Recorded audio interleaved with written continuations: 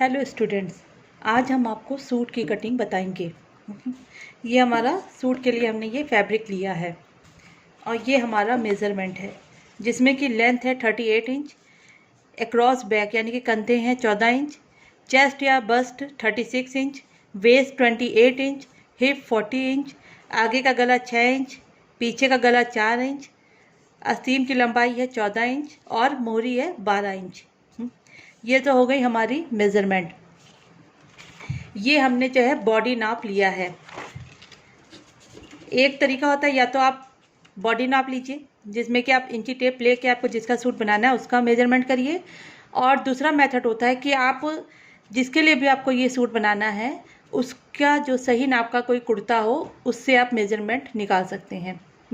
उसमें आप जो नापेंगे उसी नाप से आपको कटिंग करनी है। जैसे कि अगर आप चेस्ट नाप रहे हैं 22 इंच तो आप 22 इंच रख के कटिंग करेंगे। लेकिन अगर आपने बॉडी लेंथ ली है, जैसे कि हमने ये बॉडी लेंथ ली है, तो इसमें हमको 2 से 3 इंच लूजिंग देनी पड़ती है।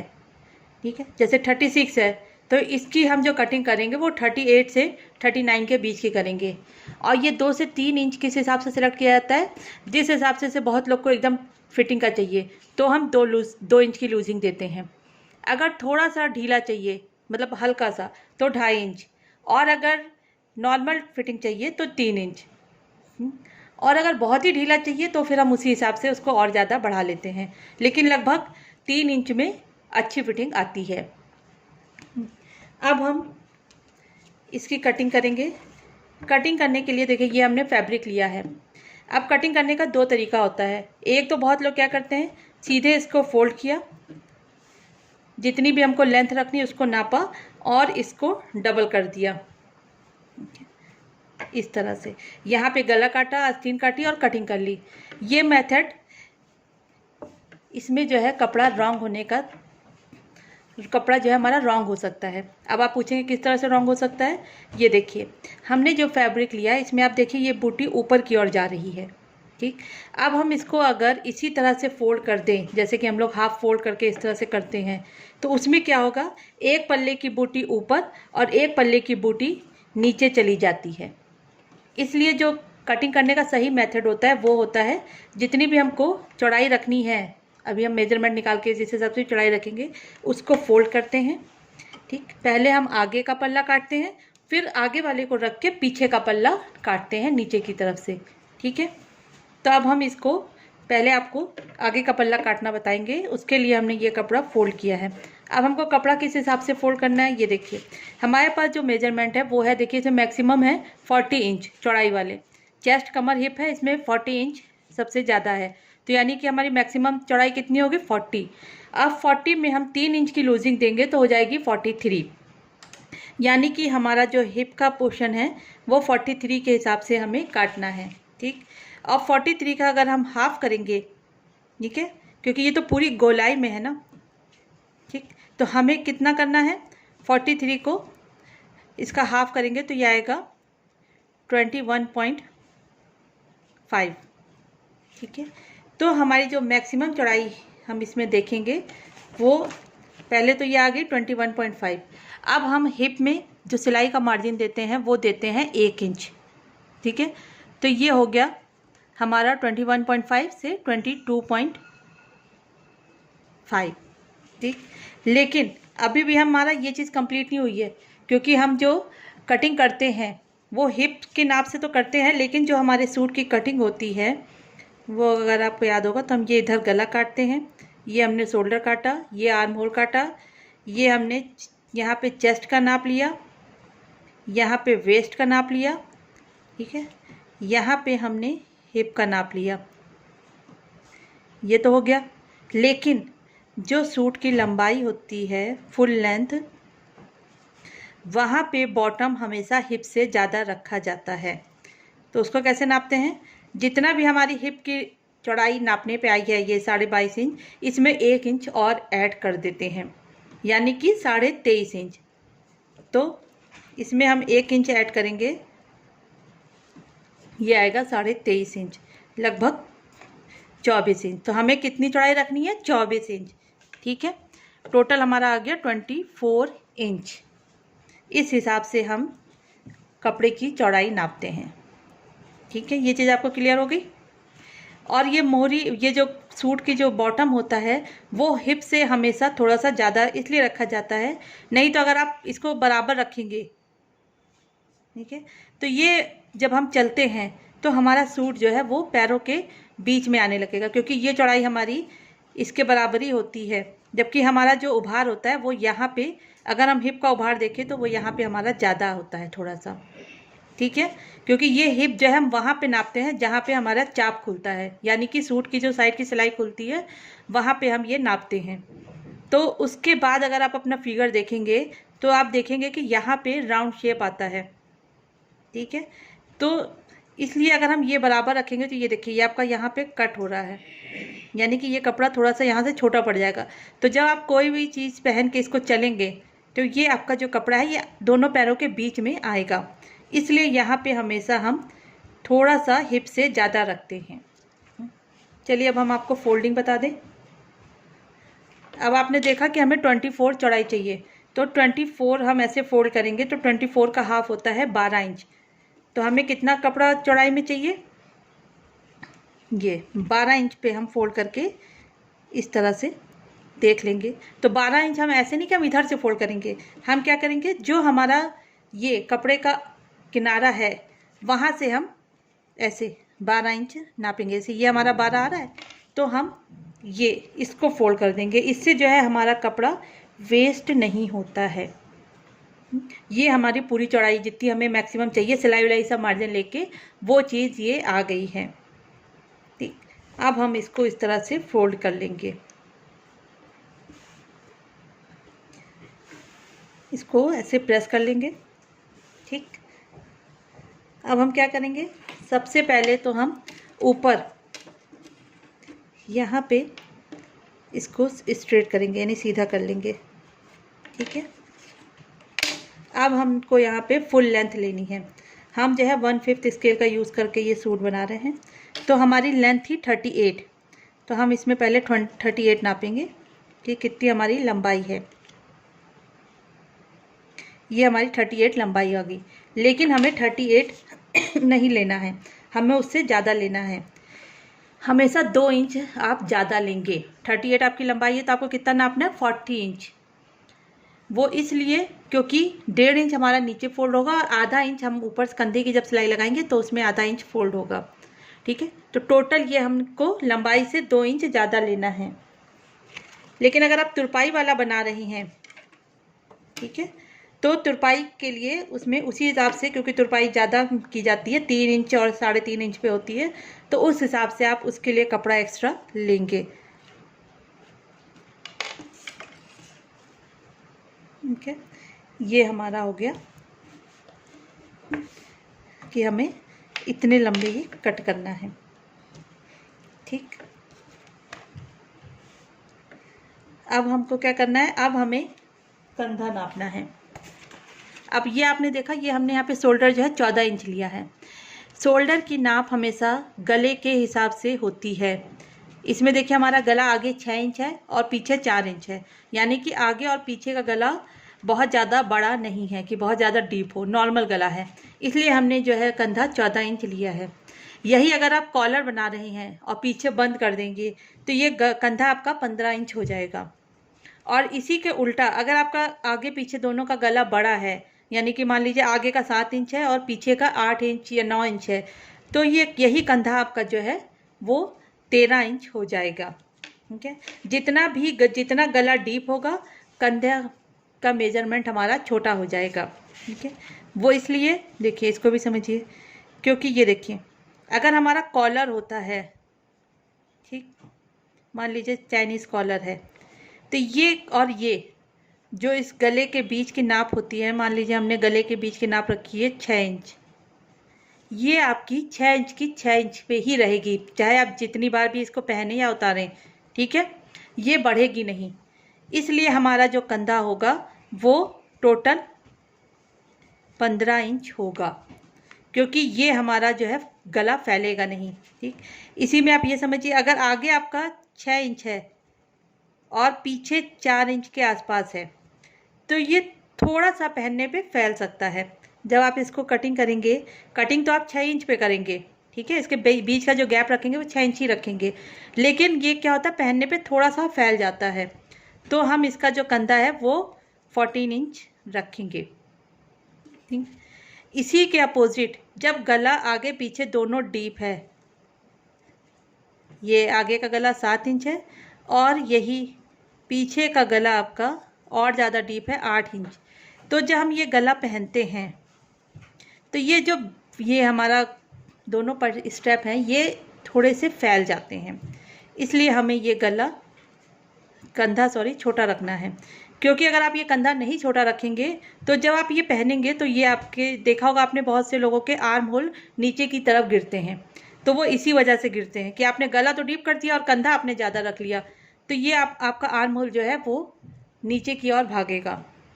ठीक है, तो इसलिए जितना गला डीप होगा कंधे उतने ही छोटे होंगे।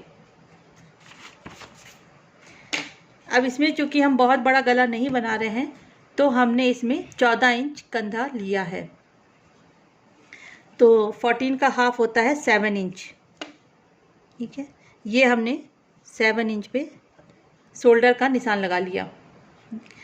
गले के लिए हम मैक्सिमम 3 इंच का गैप रखते हैं। अगर कॉलर है तो आप 2.5 इंच कर सकते हैं, ठीक है, क्योंकि कॉलर में जो है गला एकदम चिपका हुआ आता है, और यही थोड़ा सा खुला गला है तो हम 3 इंच कर सकते हैं। ठीक है, तो इसमें हम कटिंग कितने पे करेंगे, 2.25 पे, क्योंकि जब हम इसको सिलेंगे तो ये 3 इंच आ जाएगा। ठीक है, अब हम यहाँ पे गला नापेंगे। गला हमेशा तिरछे पे नापा जाता है। ये देखिए, जैसे हमने ये 3 इंच पे निशान लगाया, यहाँ से तिरछा ऐसे नापेंगे 6 इंच, और ये हमारा 6 इंच पे गला बन के तैयार हो जाएगा। इसको हमें ऐसे राउंड शेप देना है। ठीक है, ये हम 6 इंच ही रखेंगे, क्योंकि जितनी सिलाई हम यहाँ ऊपर कंधे के लिए दबाएंगे उतनी ही इसमें दबाएंगे, तो ये हमारा 6 इंच तैयार आ जाएगा।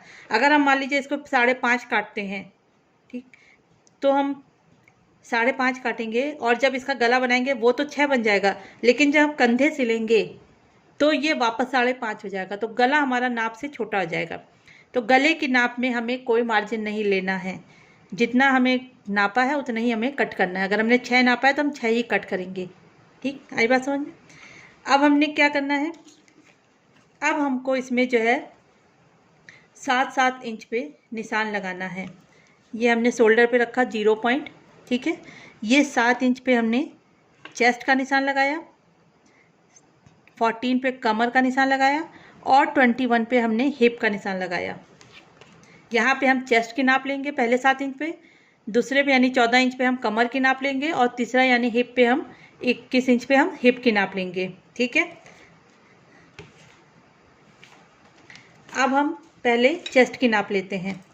तो चेस्ट हमारा था 36 इंच। ठीक है, अब 36 इंच पे हम पहले, जैसे हमने आपको अभी हिप का समझाया था, उसी हिसाब से हम 3 इंच की लूजिंग देंगे। तो 36 प्लस 3 इंच करेंगे तो 39 इंच यानी 39। अब 39 को हम जब 4 से डिवाइड करेंगे, क्योंकि ये 39 तो पूरा गोलाई आ रही है ना चेस्ट की, तो हमारा ये चौथाई आएगा, उसको हम यहाँ पे नापेंगे। तो 39 को अगर आप 4 से डिवाइड करेंगे तो ये आपका 9.5 इंच आएगा। 9.5 क्या, 9.25 ही आएगा। ठीक है, यानी कि 9.75 ये हम इस पे निशान यहाँ पे ऐसे लगा लेंगे। ठीक है, ये हमने यहाँ पे ये रखा है ऐसे, और ये हमने इसका निशान लगा लिया। ये हमारा चेस्ट का निशान हो गया। ठीक, कमर के लिए भी हम इसी तरह से करेंगे। 28 कमर है, इसमें हमने 3 इंच लूजिंग दी, तो ये हो गया हमारा 31। वही 3 इंच हम लूजिंग देंगे तो ये हो जाएगा हमारा 31। इसको भी हम 4 से डिवाइड करेंगे तो ये हो गया 7.75 यानी कि 7.25 इंच। ठीक है, तो इसको भी हम इसी तरह से ये रखेंगे और इस पे निशान लगा देंगे। ये हमारा हो गया कमर का निशान। फिर हम हिप पे आएंगे। हिप का हम पहले निकाल चुके हैं, 3 इंच ऐड करेंगे 43 इंच हो जाएगा। 43 को हम 4 से डिवाइड करेंगे तो ये आएगा हमारा 10.75। ठीक है,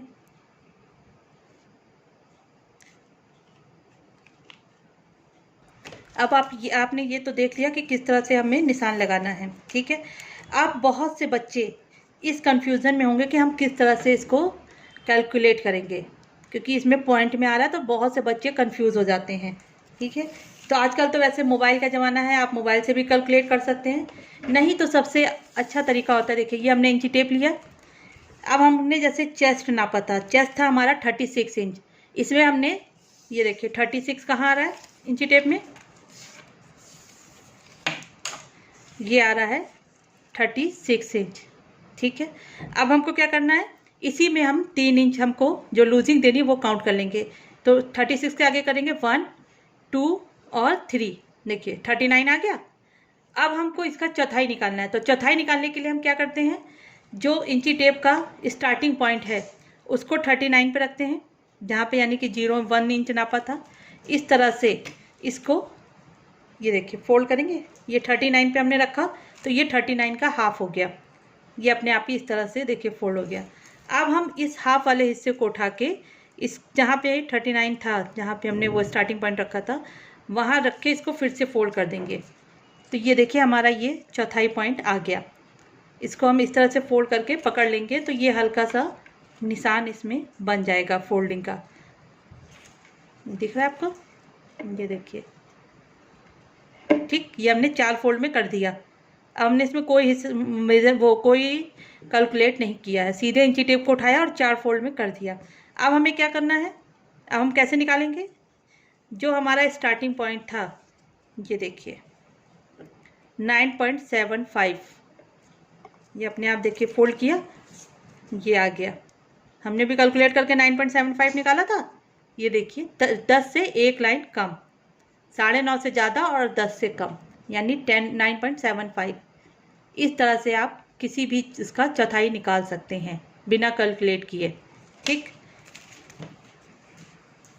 अब हमने ये निशान लगा लिया है अपना चेस्ट कमर हिप, इसको हम इस तरह से मिला देंगे। ठीक है, अब यहाँ पे हमने जो हिप का निशान लगाया है वो है 11.25 पे, तो यहाँ हम कितना लगाएंगे 12.25 पे।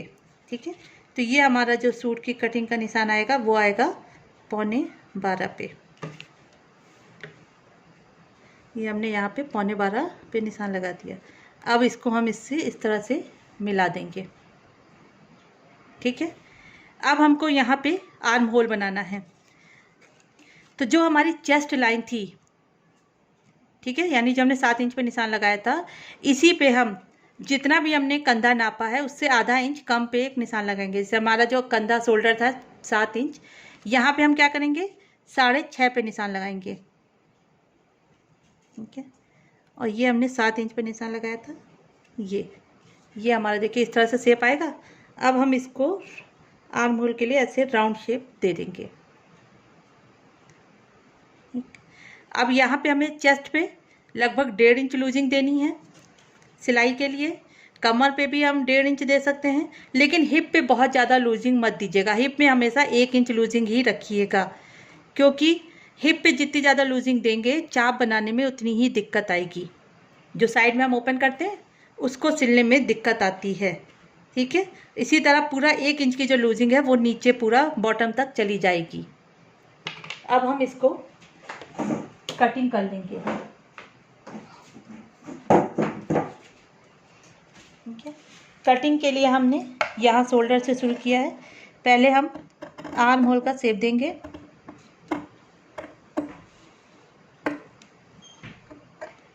कभी भी कटिंग करिए जब भी आप, ये तो खैर हमारा छोटा सा सैंपल है, जब आप बड़े फैब्रिक में कटिंग करिए तो कभी भी कपड़ा उठा के कटिंग ना करिए। बहुत से लोग इस तरह से कटिंग करते हैं, ऐसे हाथ नीचे रख के, उस तरह से कटिंग नहीं करेंगे। हमेशा हाथ आपका कैंची के साथ ही चलेगा। ठीक है, और कैंची हमेशा धीरे धीरे चलाते हुए आगे बढ़ाइए। ठीक है, तभी आपकी हमेशा सीधी कटिंग होगी, नहीं तो क्या होता है कभी कभी लोग तिरछी कटिंग कर लेते हैं।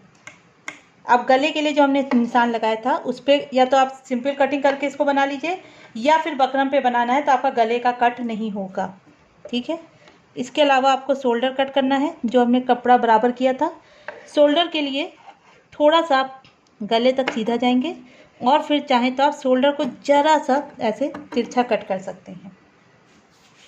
ठीक है, ये हमारी हो गई फ्रंट की कटिंग कंप्लीट। अब इसी में हम अभी तो ये सैंपल है तो हम गला कट कर दे रहे हैं, वैसे आप चाहें तो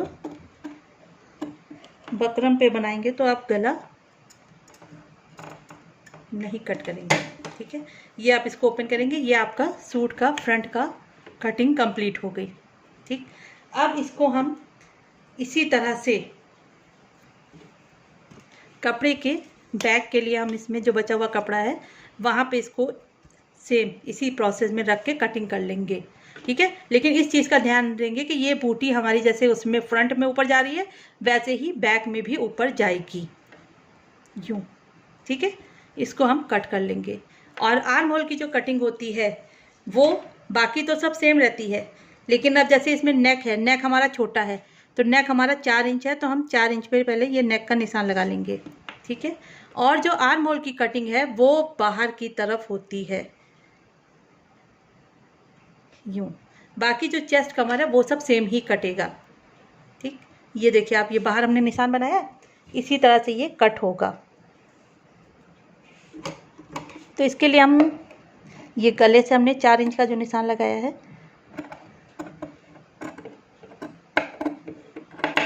ये गला कट किया।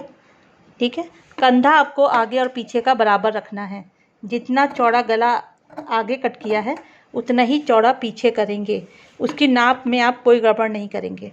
और ये देखिए आर्म होल की कटिंग कैसे करनी है। आर्म होल की कटिंग पूरी बाहर की तरफ थोड़ा सा तिरछा ऐसे कट करना है।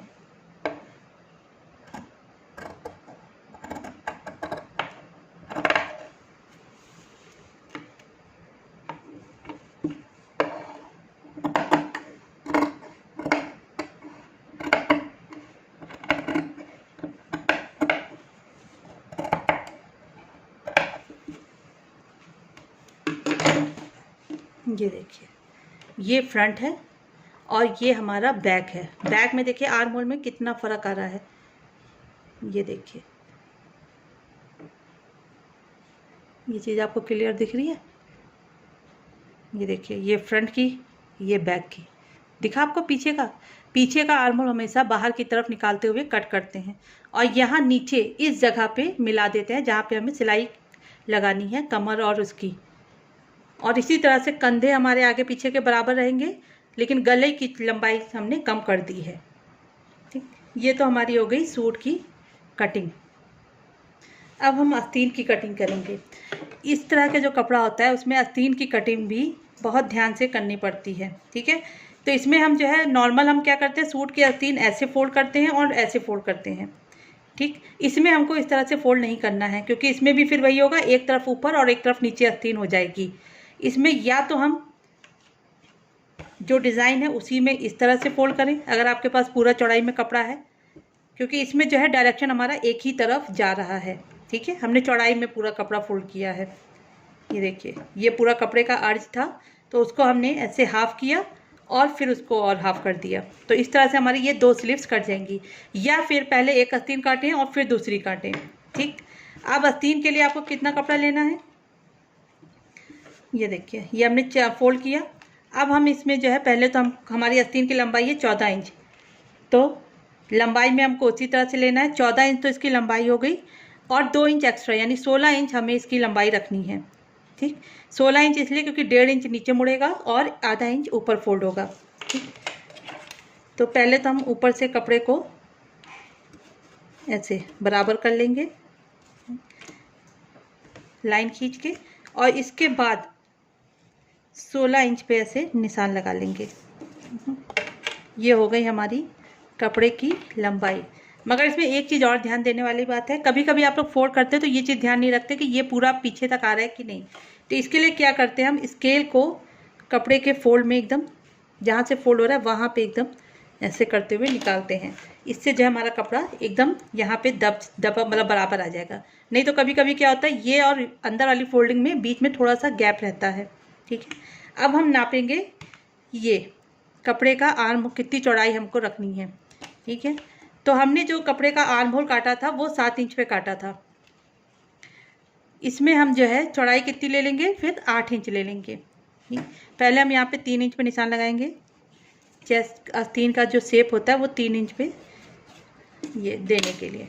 अब यहाँ पे हम आस्तीन की चौड़ाई कितनी रखेंगे, 8 इंच। ठीक, नीचे आस्तीन की जो मोहरी है वो है 12 इंच, तो 12 इंच का हाफ होता है 6 इंच। ठीक है, ये अब 6 से हम 8 को ऐसे मिला देंगे। ठीक, अब हमने क्या करना है, नीचे तो हमको लगभग 1 से 1.5 इंच का मार्जिन देना है एक्स जो होता है, ऊपर हमको बस 1 या पौन इंच का ही मार्जिन देना है। और अब मान लीजिए आपके पास कपड़ा नहीं बच रहा है तो आप 8.5 तक भी दे सकते हैं। ठीक है, क्योंकि यहाँ पे अभी राउंड शेप आएगा तो वो उसमें जो है कपड़ा एडजस्ट हो जाता है। अब इसमें जो हम राउंड शेप देते हैं वो हम इस तरह से यूँ देंगे। इसको भी आप कटिंग करके देख लीजिए।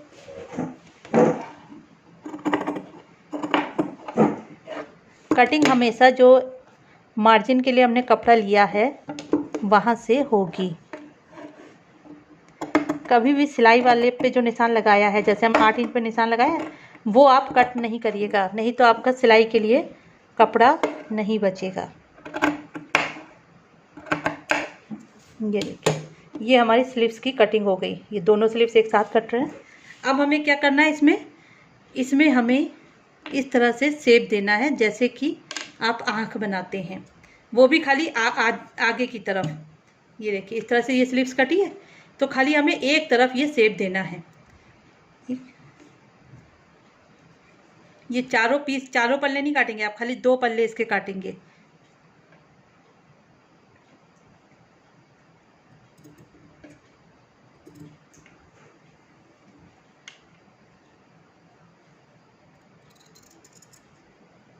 क्योंकि कैंची हमारी बड़ी है, सैंपल हमारा छोटा है।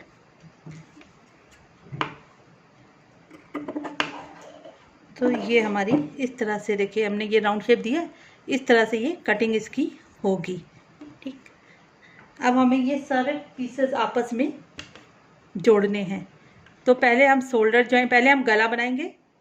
ठीक है, आगे और पीछे का, फिर कंधे ज्वाइन करेंगे, फिर हम ये साइड की सिलाई लगाएंगे, इसके बाद हम स्लीव्स ज्वाइन करेंगे इसमें, और फिर हम ये चाप बनाएंगे। ठीक है, इस तरह से ये कुर्ते की स्टिचिंग पूरी की जाती है। ये हमारा फ्रंट और बैक हो गया सूट का, और ये हमारा दोनों तरफ की स्लीव्स हो गई। ये जो हमने कट किया है, जो आगे ये शेप आ रहा है, ये हमेशा आगे वाले पल्ले से जुड़ेगा। ठीक है, इस तरह से। आई होप आपको समझ में आ गया होगा।